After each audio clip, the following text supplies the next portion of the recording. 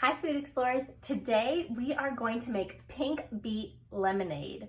So the first thing you want to do is make the simple syrup. Take about 3/4 a cup of sugar, put it in a pot, and 1 cup of water and put it on high and let it boil until the sugar dissolves. So you want to keep stirring it.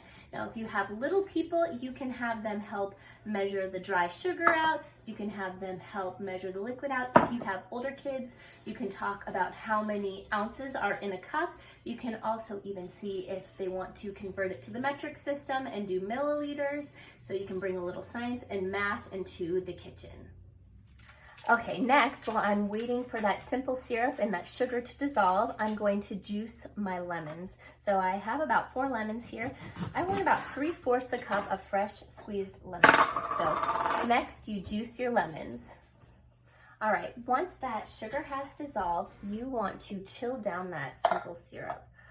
So I'm gonna actually throw mine into the freezer real quickly so that it can chill a little bit more quickly and be ready for when I need it to blend my lemonade. So the next thing I'm going to do is take my fresh squeezed lemon juice. Again, I want about 3/4 a cup of juice. This is 3.5 lemons, and that gets us right about there. Perfect. And I'm just gonna pop that into the blender.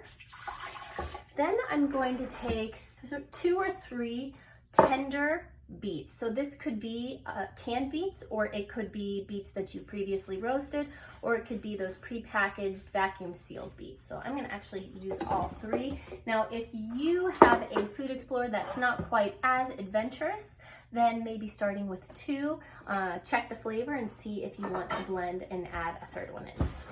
And next thing I'm going to do is add the remaining water, which is about 4 cups, or 3 cups of water, excuse me. So add the water and then give it a quick blend.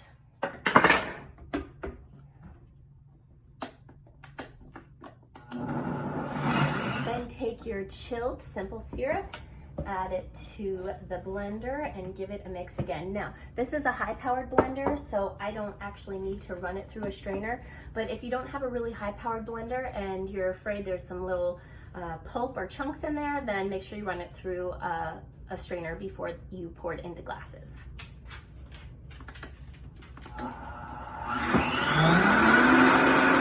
Last step is pour this into your glass container or your pitcher and then just let it chill.